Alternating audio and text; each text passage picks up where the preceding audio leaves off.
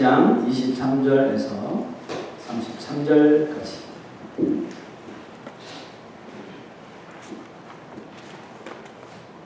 마태복음 22장 23절에서 33절 말씀 찾으셔서 큰 목소리로 함께 공부하겠습니다. 시작. 부활이 없다 하는 사두개인들이 그날 예수께 와서 물어 이르되 선생님이여 모세가 일렀으되 사람이 만일 자식이 없이 죽으면 그 동생이 그 아내에게 장가들어 형을 위하여 상속자를 세울지니라 하였나이다. 우리 중에 7형제가 있었는데 마지가 장가들었다가 죽어 상속자가 없으므로 그 아내를 그 동생에게 물려주고 둘째와 셋째로 7째까지 그렇게 하다가 최후에 그 여자도 죽었나이다. 그런즉 그들이 다 그를 취하였으니 부활 때에 7 중에 누구의 아내가 되리까? 예수께서 대답하여 이르시되 너희가 성경도 하나님의 능력도 알지 못하는 거로 오해하였도다. 부활 때에는 장가도 아니가고 시집도 아니가고 하늘에 있는 천사들과 같으니라. 죽은 자의 부활을 원할진대 하나님이 너희에게 말씀하신 바 나는 아브라함의 하나님이요 이삭의 하나님이요 야곱의 하나님이로라 하신 것을 읽어보지 못하였느냐. 하나님은 죽은 자의 하나님이 아니요 살아있는 자의 하나님이시리라 하시니 우리가 듣고 그의 가르치심에 놀라더라. 우리는 주일 설교를 통해서 사복음서 가운데 그 예수님의 행적이 비슷하게 기록된 그 마태, 마가, 누가 이 세 복음서를 공관복음이라고 합니다. 내용이 거의 비슷하기 때문에 요한복음 완전히 좀 다른 내용들이 있고요. 그래서 이 공관복음의 내용을 지금 계속 비교하면서 살펴보고 있습니다. 그동안 예수님의 공생의 기간 동안 하셨던 그 여러 가지의 사역들이 있었죠. 치료하는 사역, 가르치는 사역, 또 복음을 전하는 사역, 우리가 계속 말씀을 나누는데요. 이번 주부터는 예수님의 그 지상 사역의 마지막 장소였던 그 예루살렘 안에서 행하셨던 그 사역을 살펴보도록 하겠습니다.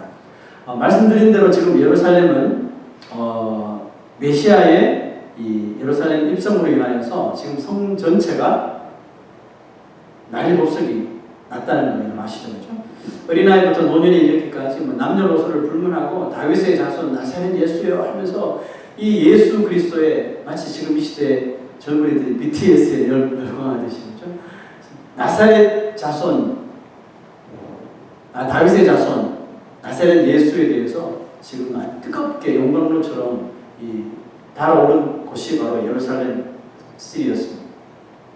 하지만 이와 같은 모습을 아주 못마땅해 하며 예수님을 적대시하는 무리들이 있었습니다. 그들은 바리새인들, 서기관들, 그리고 사두개인들이었습니다.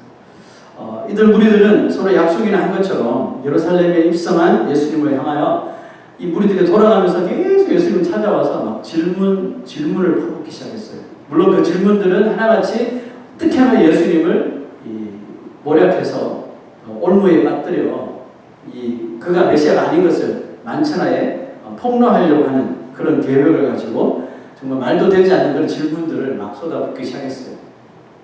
자, 여러분 이 가운데 바리새인들과 서기관들은 어떻게 보면 같은 사이드에 있는 사람이라고 볼 수 있고 사두개인은 완전히 다른 그룹으로 우리가 보아야 합니다. 사두개인은 좀 소개를 할게요. 사두개인들은 대부분 예루살렘에서 또 유대인들 중에서 가장 이 부를 가진 종교 지도자 또 정치 지도자로 형성된 그룹입니다. 그래서 사내들인 많이들 보셨죠? 사내들인 공회의 그 대제사장들 무리들이 다 사두개파에 속해 있는 사람들이에요. 그러니까 유대인들 가운데서 상위 1% 안에 드는 그런 귀족들이었고 말씀드렸다시피 대제사장들 또 제사장들 그 제사장들의 우두머리가 그 치프리스트가 대제사장이니까 이런 대제사장들을 많이 배출하는 그런 이 그룹이었습니다. 그러니 이들의 힘을 통해서 대제사장들 또 제사장들의 힘을 통해서 그 예루살렘은 성전 중심이잖아요. 성전을 완전히 쥐락펴락했던 그런 그룹이었습니다. 바리새인들이 좀 이렇게 회당 중심 수인하고 회당 중심으로 좀 리더십을 발휘했던 그룹이라면 이 사두개파는 철저하게 성전 중심으로 대제사장들을 중심으로 해서 활동을 했던 그런 그룹입니다. 자, 이들은 바리새인들처럼 똑같이 유대인으로서 모세 오경, 창출, 레민, 신 첫 번째 5 성경은 모세 오경 율법을 믿었고 따랐지만 이 바리새인들과 서기관들과는 좀 다른 신앙관을 가지고 있었어요. 이들은 이 첫째 부활을 믿지 않았고요. 부활을 믿지 않기 때문에 내세를 믿지 않았습니다. 사람이 죽은 후에 영원히 지속되는 그 내세 삶을 절대로 믿지 않았어요. 그러니까 영적인 존재, 천사들도 믿지 않았다는 거예요. 그들은 사람이 죽으면 육체와 함께 영혼도 같이 소멸되는 것으로 여겼습니다. 그래서 이들이 가장 중요시한 것은 무엇이었을까요? 네, 현실이죠.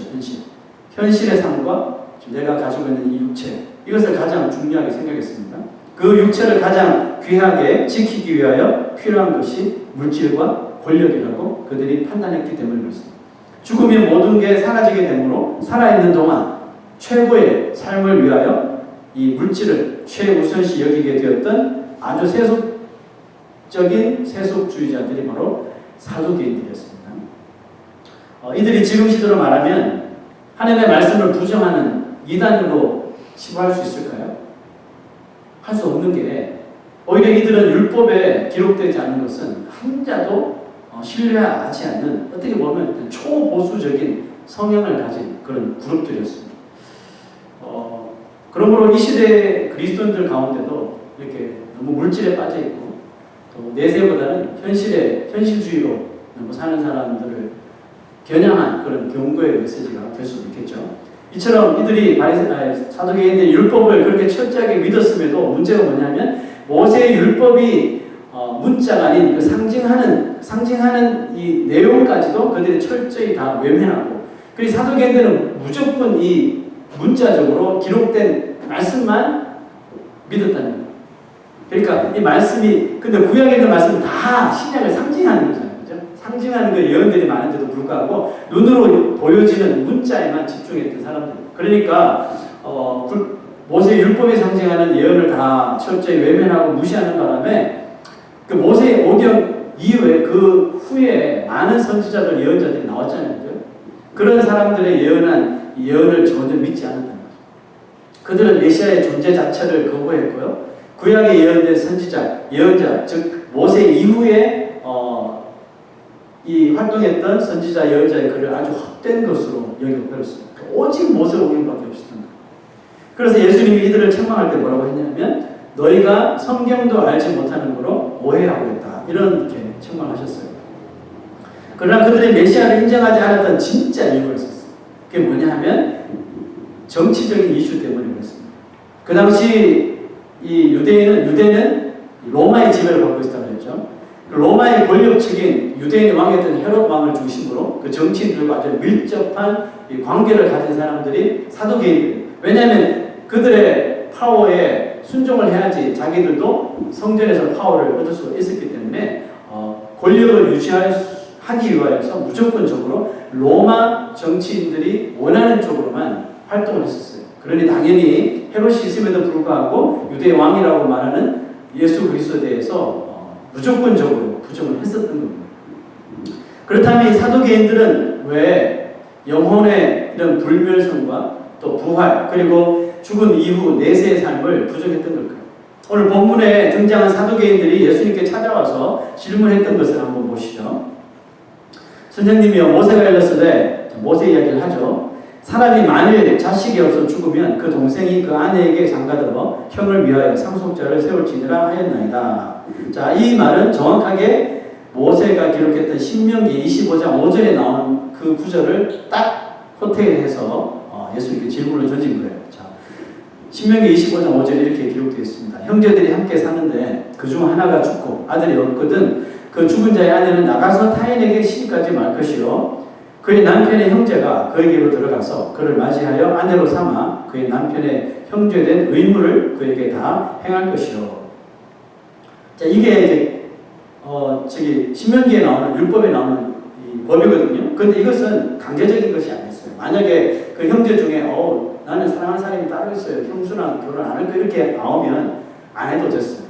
그 대신 이제 좀 수모를 당하는 침뱉음을 당하는 뭐 이런 거 좀 있는데 뭐 선택사항이 있어 안 해도 됐었어요. 하지만 율법이 이렇게 기록한 것은 이 한 유대인들은 그 첫째에 대한 그 개념이 강하잖아요. 그래서 첫째 아들이 죽은 거에 대해서 첫째 아들이 죽음으로 인해서 이렇게 그 집안의 그 대가 끊어진다는 그런 느낌이 강했기 때문에 계속해서 아들이 그것을 유지하는 것이 그래서 이 유대인 소사이어티에서 이렇게 나가 떨어지지 않는 그런 이 방편을 택했기 때문에 이런 법이 존재하고 있었습니다. 그런데 부활을 믿지도 않았던 이들이 질문한 것도 결국은 부활에 관한 내용이거든요. 읽었다시피 제가 다시 설명 안 드릴게요.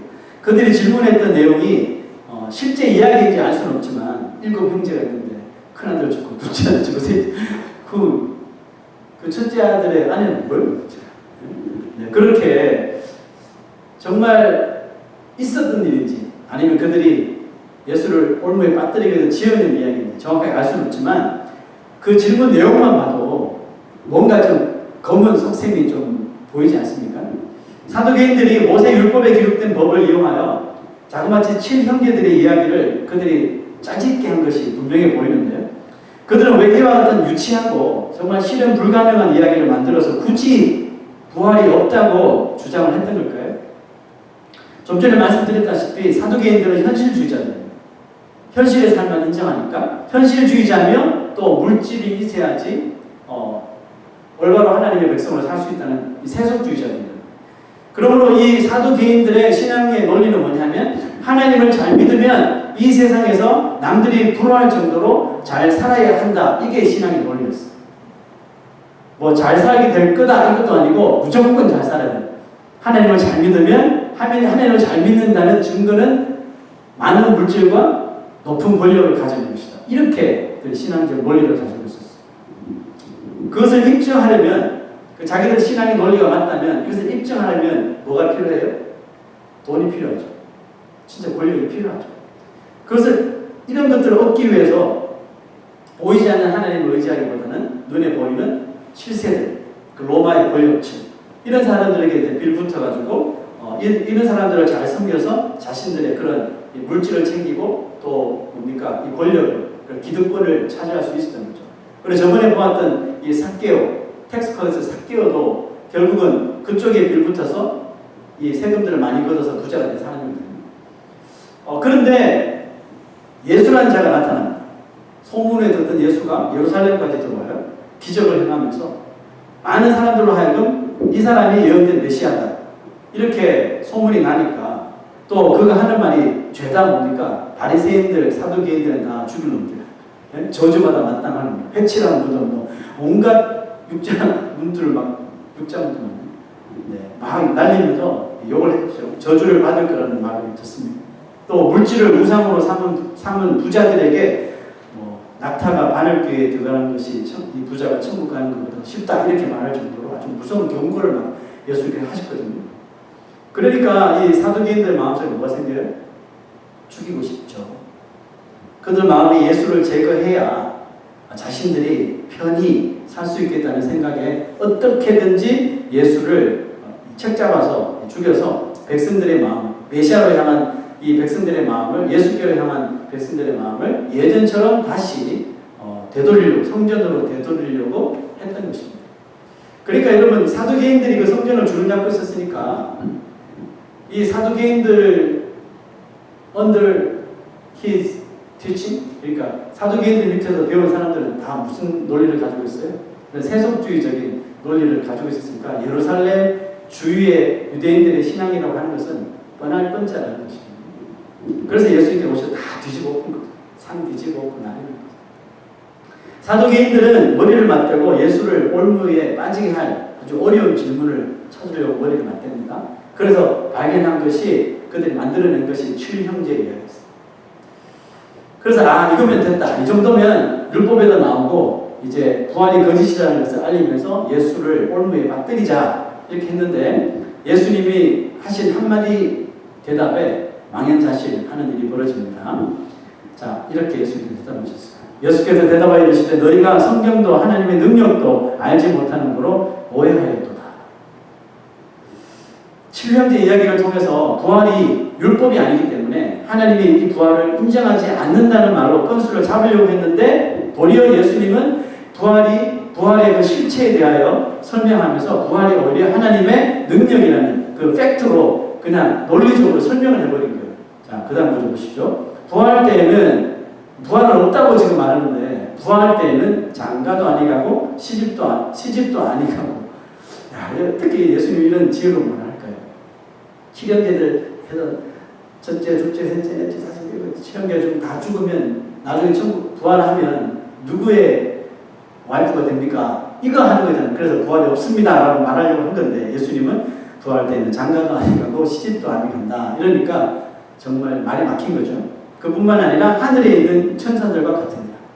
믿는 자들이 내세에는 인간적인 육신이 아니라 천사와 같은 몸으로 변화될 것이라는 것까지도 설명해 주셨어요. 내세의 삶은 이 땅에서의 우리의 삶의 구조와는 전혀 다른 것이 될 것이라는 것을 예수께서 말씀하시죠. 가족이 있고 아내가 있고 남편이 있고 자녀가 있고 이런 가정 공동체를 이루는 그런 개념이 아니라는 것입니다. 그리고 천사들과 같이 인간의 그런 차원이 아닌 인간이 도저히 근접할 수 없는 고차원적이고 다차원적인 수준으로 우리 믿는 자들이 내세에는 변화될 것이라고 이렇게 말씀하셨습니다. 성경은 하나님은 인간을 창조하실 때 천사보다 조금 부족하게 창조하셨다고 이렇게 말씀하셨어요. 우리가 천사보다 부족한 것이 뭘까요? 천사를 봤어야지. 그러면 천사보다 나은 건 뭘까요? 그러니까 아무리 생각하고 또 생각해봐도 우리가 보지는 못했지만 성경에 나오는 천사들을 보았을 때 우리가 천사보다 나은 것은 아무도 없다고 봅니다. 모든 면에서 부족할 수밖에 없겠죠. 하지만 그 중에서도 가장 부족한 것을 찾으라면 이거겠죠. 하나님에 대하여 명확히 알지 못하고 하나님을 눈으로 보지 못한다는 거겠죠. 이게 천사와의 가장 우리의 격차를 벌어지게 만드는 일이라고 생각하는데, 그러나 부활의 때에는 이야기가 달라집니다. 우리가 내세의 삶, 부활의 때에는 우리의 몸이 새 창조되어 천사와 같이 하나님을 볼 수 있고 온전히 알 뿐만 아니라 천사처럼 하나님 앞에서 하나님 정말 존전해서 목전에서 하나님 품에 안겨 하나님을 찬양하며 하나님을 사랑하며 영원히 그렇게 교제하며 섬기게 될 것이라는 것이죠.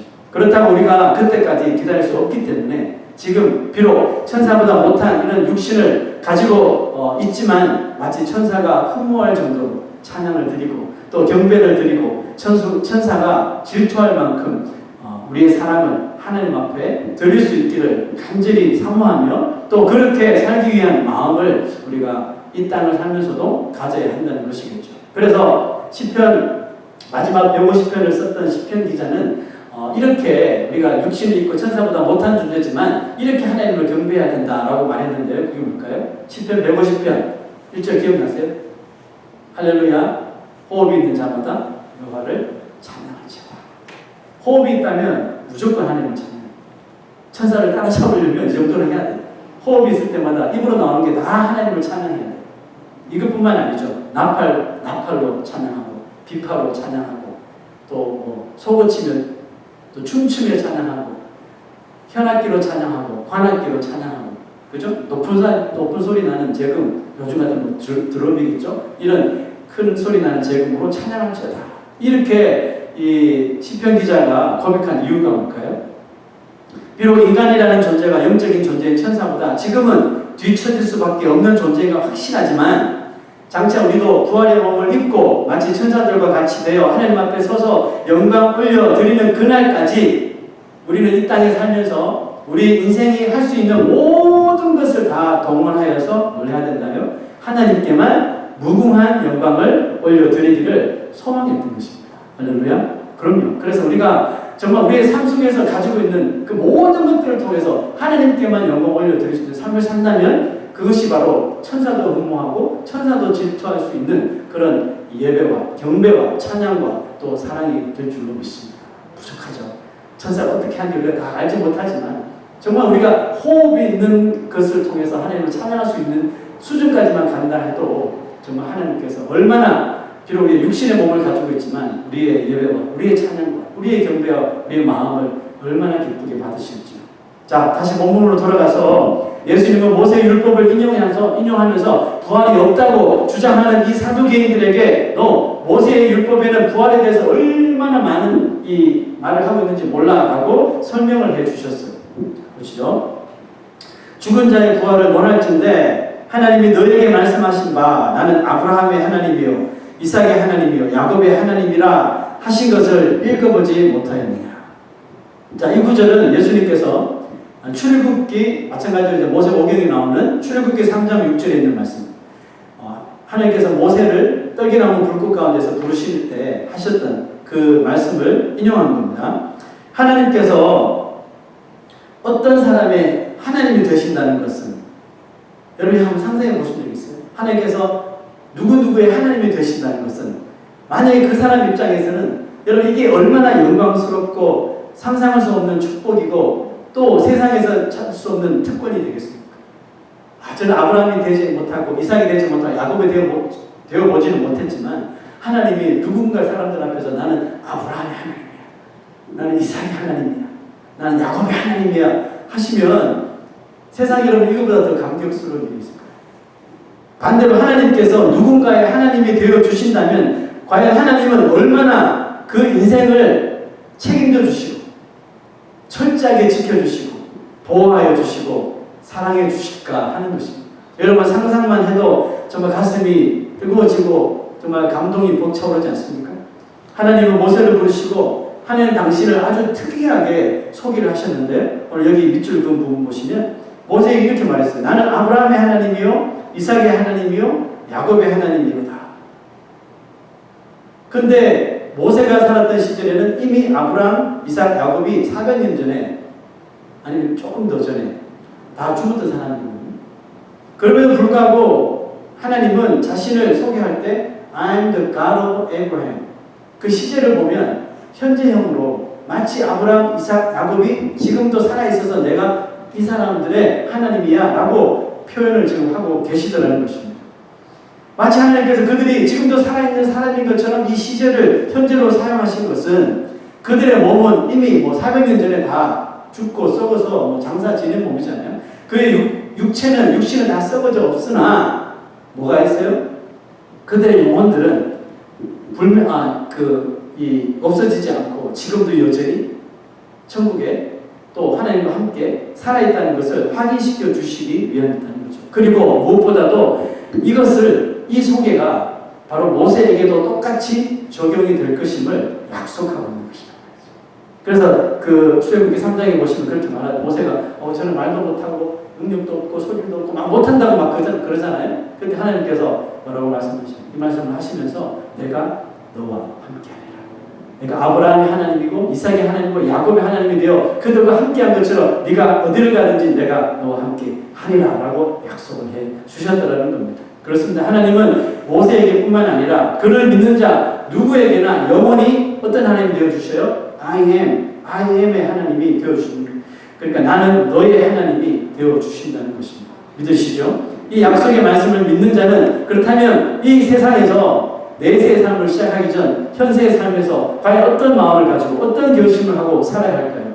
성경은 이렇게 우리의 결심을 대신 말해 주는데요. 몸은 죽어도 몸은 죽여도 영혼은 능히 죽이지 못하는 자들을 두려워하지 말고 그 세상의 사람들, 세상의 권력자들 두려워하지 말라고 그러죠. 몸은 죽일 수 있죠.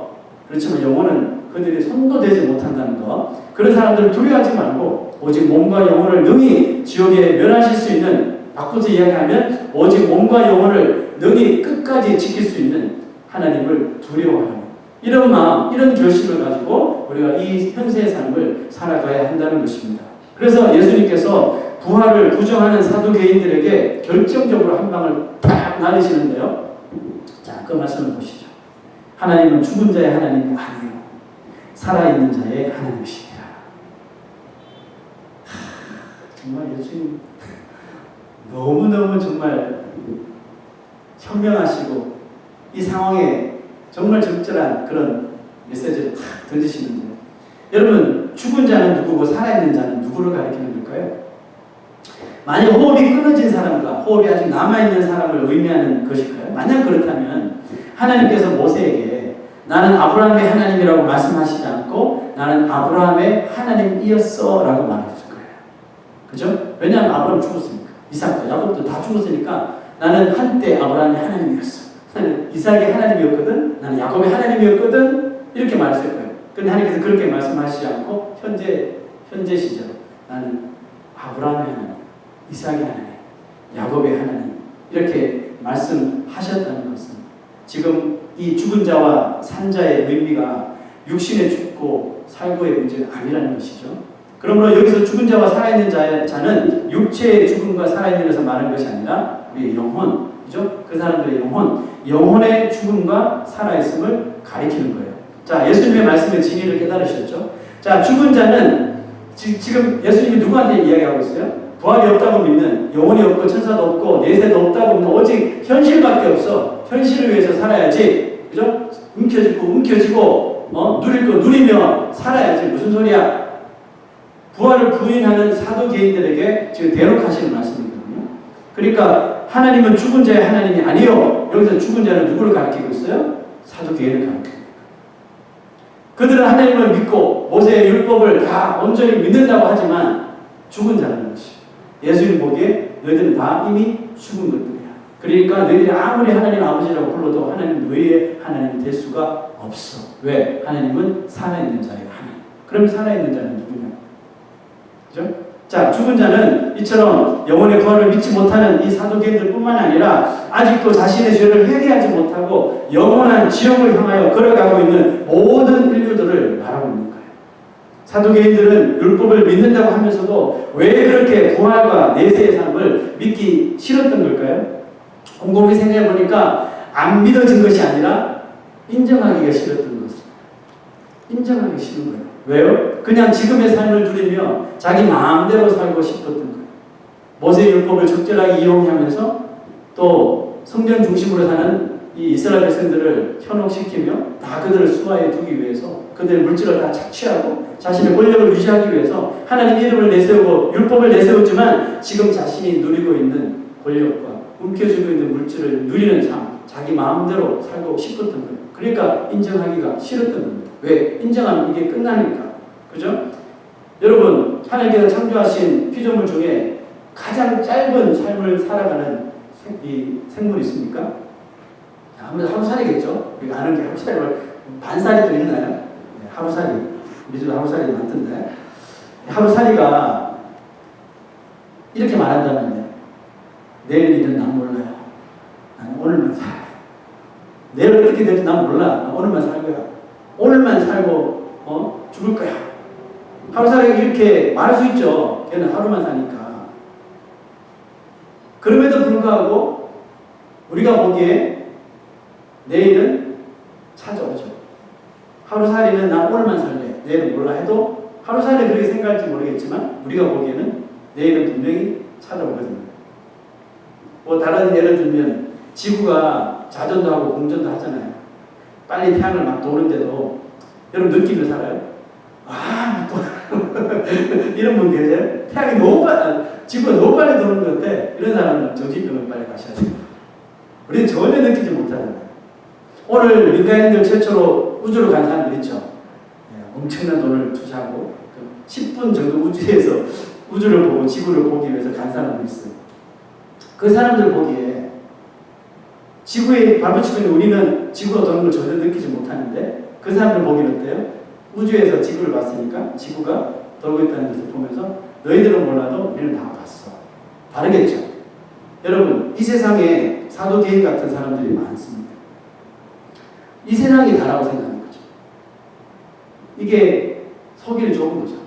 눈도 좁고 하나님 나라 내세 그런 것도 있습니다.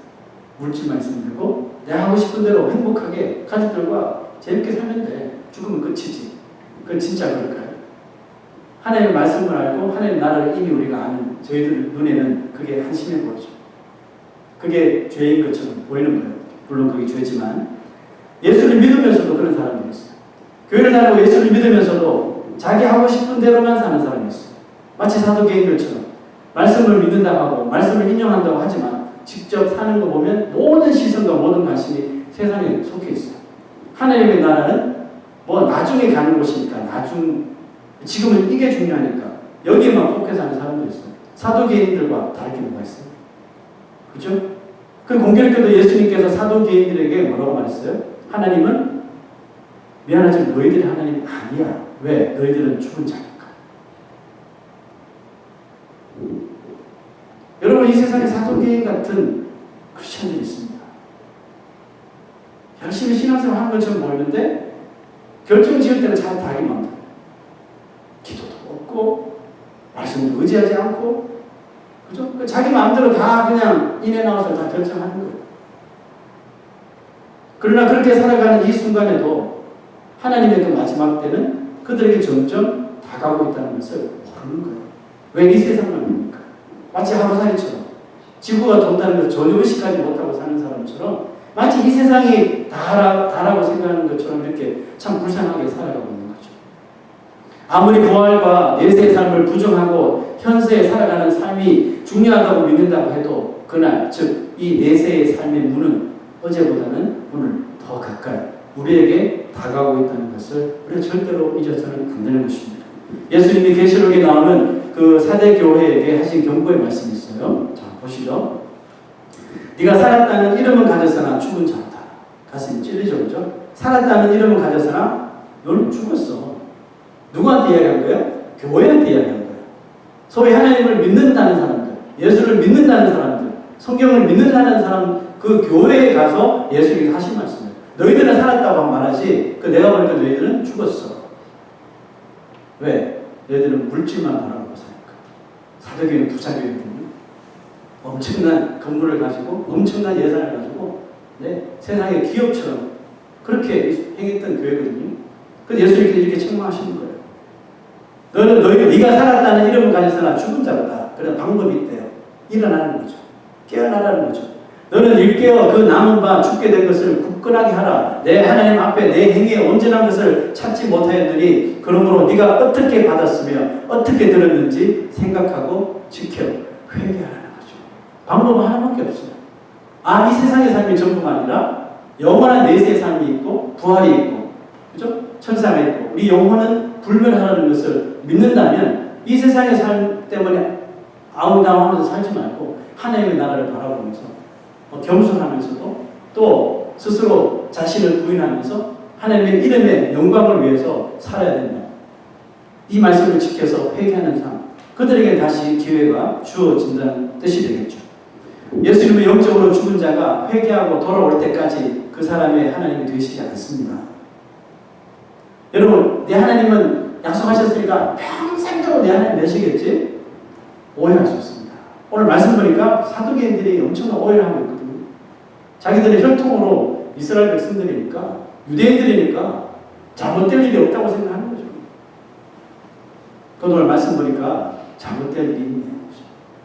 회개하지 않는 자, 영적으로 죽은 자가 회개하고 돌아올 때까지 그 사람의 하나님이 되시지 않는 거예요. 왜? 하나님은 죽은 자 하나님 아니시니까. 또한 믿는 자가 갑자기 말씀을 의심하면서 하나님의 말씀에서 돌아서 버린다면 그 사람의 하나님 되심도 분명히 하나님은 부인하실 거예요. 나더러 주여 주여 하는 자마다 다 천국에 들어가는 것이 아니요 아버지의 뜻대로 행하는 자라 천국에 들어갈 수 있다는 거죠. 또 누가 나의 어머니고 누가 나의 형제냐? 하나님의 말씀을 지켜 행하는 자가 나의 부모요 나의 형제라고 예수님께서 분명하게 말씀하시죠. 예수님은 분명하게 살아있는 자의 하나님만 되어주신다는 사실이에요. 아브라함, 이삭, 야곱이 언제부터 죽은 자가 아니라 살아있는 자가 되었을까요? 그들이 하나님과 언약을 맺은 후부터 곧바로 하나님이 그들의 하나님 되어주신 거예요. 여러분, 우리의 삶이 죽은 자인지 살아있는 자인지 판단하는 기준도 이와 같다는 거예요. 푸른 마르고 꽃은 시드나 영원한 건 뭐예요? 주의 말씀이라고 그랬죠. 그러므로 하나님이 계시하여 주신 모든 말씀을 정말 한 자라도 빠지지 않고 온전히 믿는 자가 영원히 살아있는 자가 될 줄로 믿습니다. 성경에 어떤 말이라도 애다하거나 빼는 자는 절대로 올바른 신자가 아닌 거예요. 하나님께서 계시하여 주신 이 66권의 말씀을 한 자 한 자 모두 다 우리에게 생명이 되신 주의 이 생명의 양식이고 생명의 말씀으로 믿는 자가 바로 살아있는 자인 줄로 믿습니다.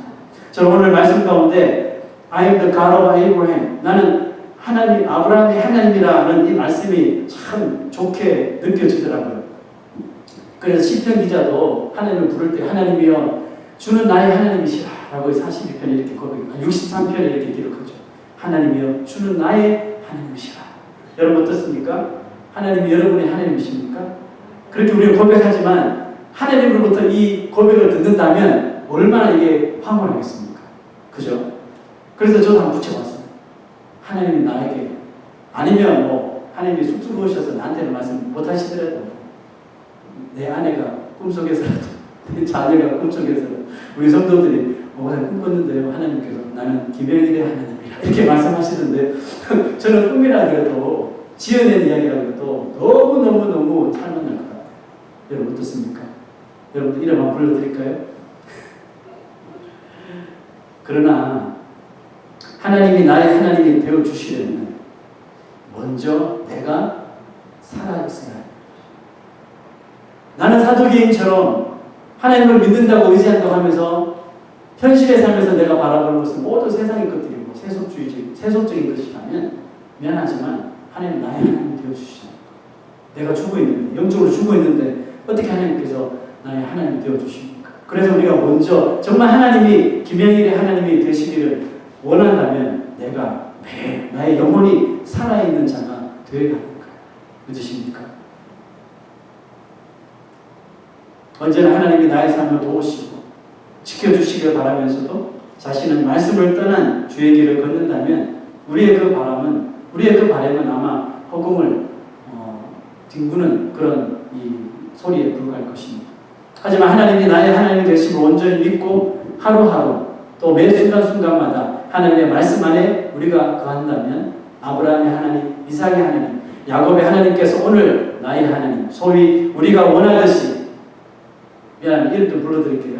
안윤영의 하나님, 탁지의 하나님, 누가 두 분 불러줄게요. 이영의 하나님, 일부 했으니까 박설아의 하나님, 김원영의 하나님 되어주셔서 지금은 우리가 이 땅에서 천사보다 못한 이 육신의 몸을 가지고 있지만 그럼에도 불구하고 천사가 흠모할 정도로, 천사가 질투할 정도로 정말 예수 그리스도를 사랑하고 하나님을 뜨겁게 예배하고 경배한다면 부활의 몸을 입을 때, 또 부활의 몸을 입을 때까지 우리의 그 삶을 통해 살아있는, 우리의 영혼에 살아있는 모습을 통해서 우리의 삶을, 우리의 영혼을 영원토록 보호하시고 지켜주실 줄로 믿습니다. 우리 다 같이 일어나셔서 헌신의 찬송, 나의